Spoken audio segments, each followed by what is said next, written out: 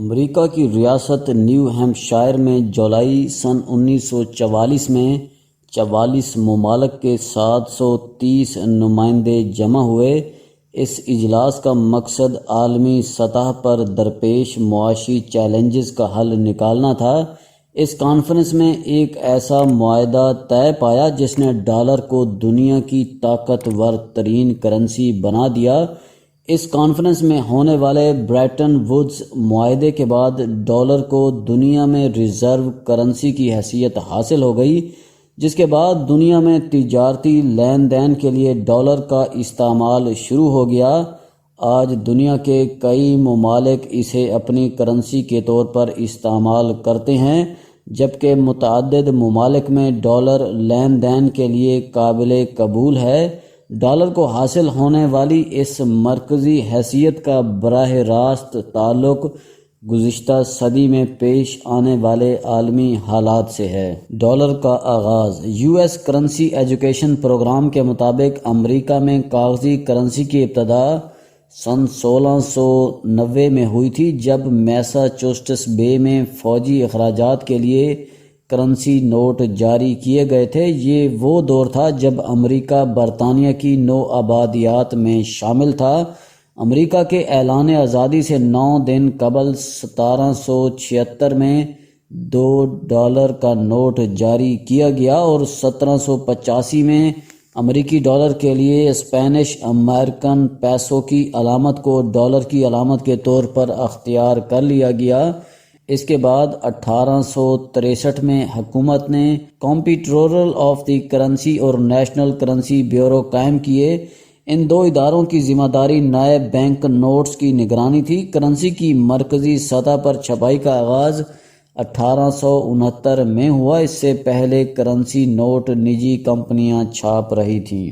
سونا اور کرنسی امریکہ نے 1913 میں اپنا مرکزی بینک فیڈرل ریزرو قائم کیا اور مرکزی سطح پر کرنسی کی چھپائی کا آغاز ہوا۔ مورخین کے مطابق یہ وہ دور ہے جب امریکہ میں تیزی سے صنعتیں قائم ہو رہی تھیں اور شہری آبادی میں بھی اضافہ ہو رہا تھا۔ سرمایہ کاری سے متعلق معلومات فراہم کرنے والی امریکی ویب سائٹ انویسٹوپیڈیا کے مطابق صنعتی انقلاب کی وجہ سے امریکہ پہلی عالمی جنگ سے قبل ہی دنیا کی بڑی معیشت بن چکا تھا۔ اس سے قبل امریکہ کی معیشت کا محور دیہات اور انحصار زراعت پر تھا۔ نو آبادیاتی قوت کے طور پر دنیا کی تجارت میں برطانیہ کا حصہ سب سے زیادہ رہا تھا اور اس لیے بین الاقوامی سطح پر لین دین کے لیے اس کی کرنسی سب سے زیادہ استعمال ہوتی تھی۔ اس کے علاوہ زیادہ تر ترقی یافتہ ممالک اپنی کرنسی کی قدر کا تعین سونے کی بنیاد پر کرتے تھے، لیکن 1914 میں پہلی عالمی جنگ کے بعد کئی ممالک کو شدید معاشی بحران کا سامنا تھا۔ اس لیے جنگ میں شریک اور متاثرہ کئی ممالک نے دفاعی اخراجات پورے کرنے کے لیے کرنسی کی قدر کے تعین کے لیے سونے کا پیمانہ ترک کر دیا۔ امریکہ کے فیڈرل ریزرو بلیٹن کے مطابق برطانیہ کا پاؤنڈ اس وقت بھی دنیا کی اہم ترین کرنسی تھا۔ البتہ پہلی عالمی جنگ کے دوران برطانیہ کو بھی قرضے لینا پڑے، لیکن اس نے کرنسی کی قدر کے لیے سونے کا معیار ترک نہیں کیا۔ اپریل 1917 میں امریکہ نے اپنے اتحادیوں برطانیہ، فرانس اور اٹلی کو بھاری قرضے دیے۔ جنگ ختم ہونے کے بعد 1920 تک برطانیہ کی دنیا کو سب سے زیادہ قرض دینے والے ملک کی حیثیت برقرار رہی، لیکن اس کے اثاثوں میں 1914 کے مقابلے میں 1/4 کمی آ گئی۔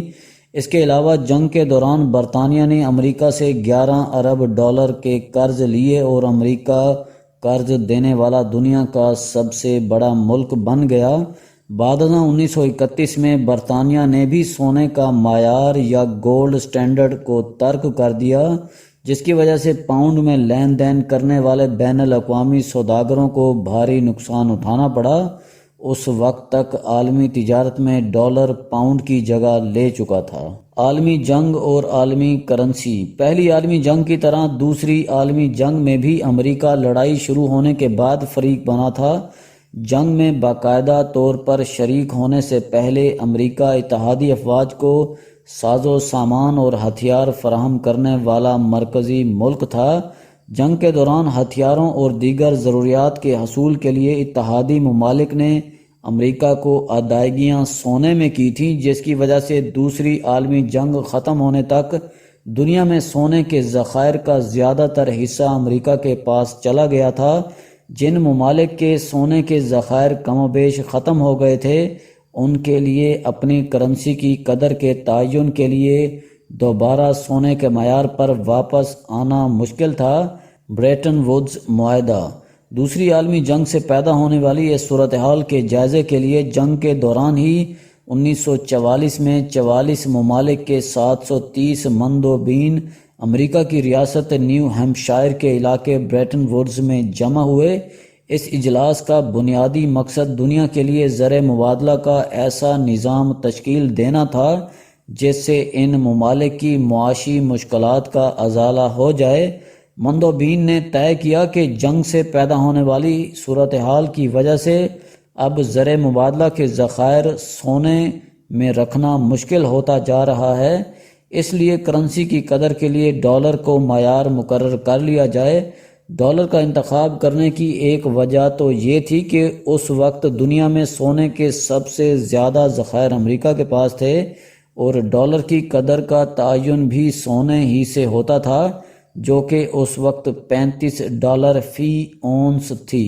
ڈالر کو زر مبادلہ کے لیے معیار بنانے کے اس سمجھوتے کو بریٹن ووڈز معاہدہ کہا جاتا ہے اور اس کے تحت زر مبادلہ کے لیے قائم ہونے والے نظام کو بریٹن ووڈز سسٹم کا نام دیا گیا۔ اس معاہدے کے بعد عالمی مالیاتی ادارے IMF اور عالمی بینک بھی قائم کیے گئے۔ بریٹن ووڈ معاہدہ اور سسٹم کے لیے 3 ہفتے تک اجلاس جاری رہا تھا، لیکن اس کے لیے سوچ بچار کئی برسوں سے جاری تھی۔ بنیادی طور پر معروف برطانوی معیشت داں جان مینارکینس اور امریکہ کے محکمہ خزانہ کے چیف بین الاقوامی ماہر اقتصادیات ہیری ڈیکسٹر وائٹ نے یہ نظام تشکیل دیا تھا۔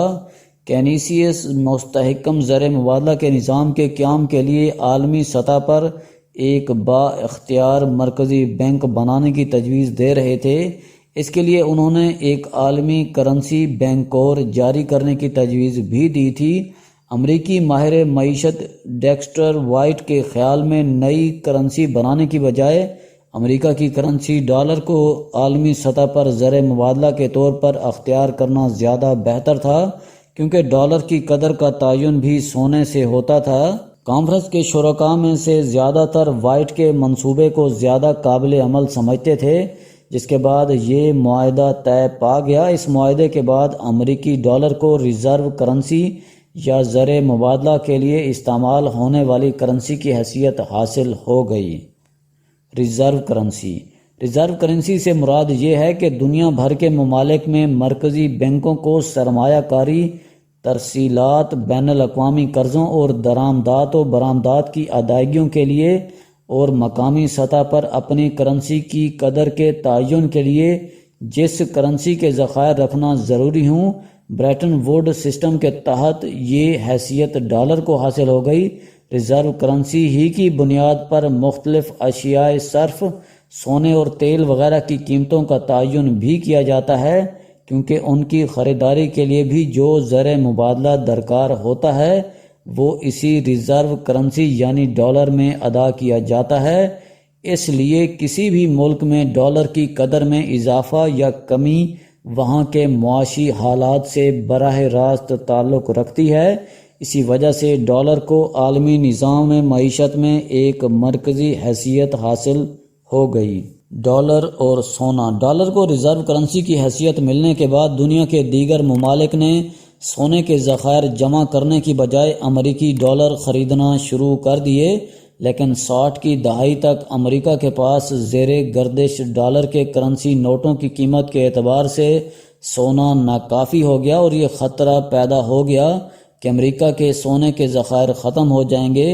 امریکی think tank Connell on foreign relations کے مطابق اس مرحلے پر بریٹن ووڈز سسٹم کو بچانے کی کئی کوششیں کی گئیں، جو کارگر ثابت نہیں ہو سکیں، اور بالآخر اگست 1971 میں صدر نکسن نے ڈالر کے سونے میں قابل تبادلہ ہونے کے بریٹن ووڈز سسٹم کا خاتمہ کر دیا۔ اس فیصلے کے بعد بھی ترقی یافتہ ممالک نے ڈالر کی قدر میں کمی کے بعد شرح تبادلہ سے متعلق چند فیصلے کر کے پرانے نظام کو بچانے کے لیے سمتھونین معاہدہ کیا، لیکن یہ کوشش بھی کارگر ثابت نہیں ہوئی۔ سن 1973 کے بعد سے دنیا میں کرنسی کی قدر اور شرح تبادلہ کے تعین کا موجودہ طریقہ رائج ہو گیا۔ اس میں مختلف ممالک نے دو طرح کے طریقہ کار اختیار کیے۔ اس میں ایک طریقہ شرح تبادلہ ایکسچینج ریٹ کے لیے کم سے کم اور زیادہ سے زیادہ شرح کی حد یا رینج کا تعین ہے، جبکہ کئی ممالک نے اپنی کرنسی کو کسی دوسری کرنسی مثلا ڈالر کی قدر کے ساتھ منسلک کر دیا۔ ڈالر اپنی جگہ قائم رہا۔ بریٹن ووڈز سسٹم ختم ہونے کے باوجود ڈالر کی ریزرو کرنسی کی حیثیت برقرار رہی۔ IMF کے اعداد و شمار کے مطابق 2020 میں دنیا بھر کے مرکزی بینکوں میں زر مبادلہ کے ذخائر 59% ڈالر میں ہیں۔ عالمی مالیاتی ادارے کے مطابق 2021 کی دوسری سہ ماہی تک دنیا میں زر مبادلہ کے ذخائر میں 7,000 ارب ڈالر سے زائد موجود ہیں۔